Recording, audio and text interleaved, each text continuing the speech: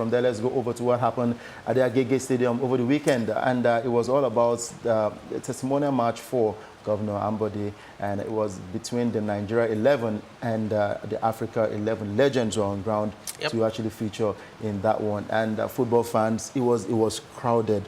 The stadium was filled to the brim. Sports fans and fans around the Agege Stadium who would love to watch the MFM football team play, but they actually came out to watch the former Super Eagles players, and it was an amazing one. I saw the likes of JJ Okocha, Akinwunmi Ambode, Dekwoju, Garba Lawal.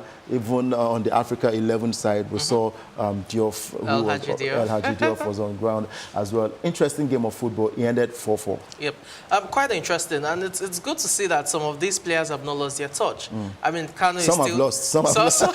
As I said, some have not. You know, Kanu is still the lanky guy, but you could still see those deft touches in there. You know, you could also see the fact that even during his playing days, he wasn't known for taking shots from range. You know, there were balls he just played tamely to the goalkeeper rather than, you know, putting more effort in terms of long-range shots. But overall, see, it's good to see that these guys are still enjoying what they did for so long that delighted the fans. You know, that was Julius Agawa in there. Yeah, that's what I was talking about. So you can see the way he played it. And goalkeeper Peter Saidida. I can remember during Kanu's days, we complained about he not, you know, taking shots from range and all of that. That was something similar. This was JJ again, trying as much as possible to provide an assist in there. And then you had Motia Dekwoju, if I'm not mistaken, you know. He couldn't score. But I was really impressed with Kanu. I really enjoyed his touches. It was fascinating to watch once again. Overall, it was a match worthy of, you know, commendation in terms of what both players brought to the field of play. El Hadji Diouf was in the mix as well. It was just interesting. You know, it felt like El Hadji Diouf, that was Karen Dio also featured in that one. El Hadji Diouf, it felt like he had a personal vendetta against Nigeria, the Super Eagles of Nigeria, and he played the game like it wasn't even a friendly match. He was going all out for the Super Eagles. This was a goal that was scored by Kanu. Nigeria scored the first goal. Then there was an equalizer, and Peter Rufai, well, I don't know, but he was good on the night. He was actually good, but he considered 4 goals in that one.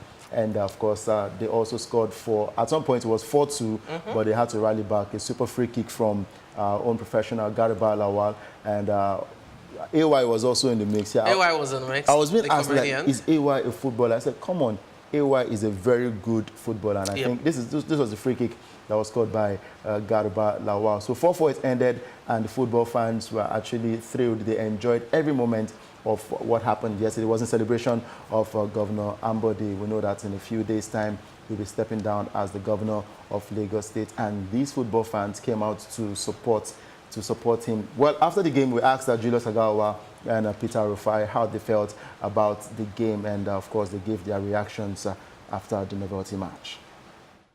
Well, as you can see, first of all, the atmosphere was very, very encouraging. You can see everybody so happy. And before I continue, I'd like to say a very big thank you to His Excellency Governor Ambode for the work he has done for Lagos State. That's why we are all here today. And we all had fun. It's nice to reunite with your teammates once again. We don't often have this kind of opportunities to converge and converse together. But this is one of the opportunities we had, and thanks to go to the governor. But for the Super Eagles, I don't think we are ready for the Super Eagles now.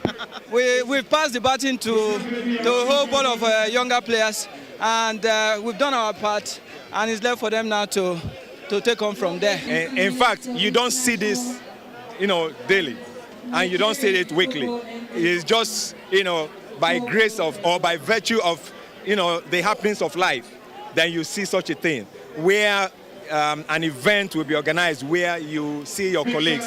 It really gives me a very high esteem. When I see them, it's like someone, you know, refilling his tank. It's like someone remembering the past, the joy, the ups and downs that really trapped you to success. And you look at the characteristics of your success, and you see you can write your book or write your story with these guys. So it really feels good. And that's why I'm saying again, thumb up for His Excellency, the Governor of Lagos State, Akinwunmi Ambode. Well, Well, good one for the players right there. We also saw the likes of course, Peter Rufai and Nagawa giving their opinions on how the game went. There was also Bafemi Martins on the pitch. They call him the very dangerous match. The weapon of mass destruction. Yes, he also missed a couple of chances in that one, but good game of football. Well, also we talked about Mikel Obi's selection for the national team, and I spoke with a couple of the members of the Nigerian Supporters Club, and we saw Toye and, of course, the chairman of the Nigerian Supporters Club. They gave their reaction on John Obi Mikel's selection. Let's listen to what they had to say, and when we come back, we'll go straight to boxing. Not surprised, because if you know that Mikel Obi has been very prominent when it comes to Super Eagles squad and playing for Nigeria, and he has done so much. And lately too, because he signed another contract with Middlesbrough, even though some people call it lower division or whatever. For me, if you look at his performances so far, even while he's playing for those, team, it's been very wonderful, and his inclusion, I'm not surprised about it, because I believe that he equally deserves it, even though we have other people that have come of age as well that will join him in that midfield. But at least his inclusion will even boost some of them, and then he will put up that challenge for them to know what they are doing. Well, you know, they are a very young team.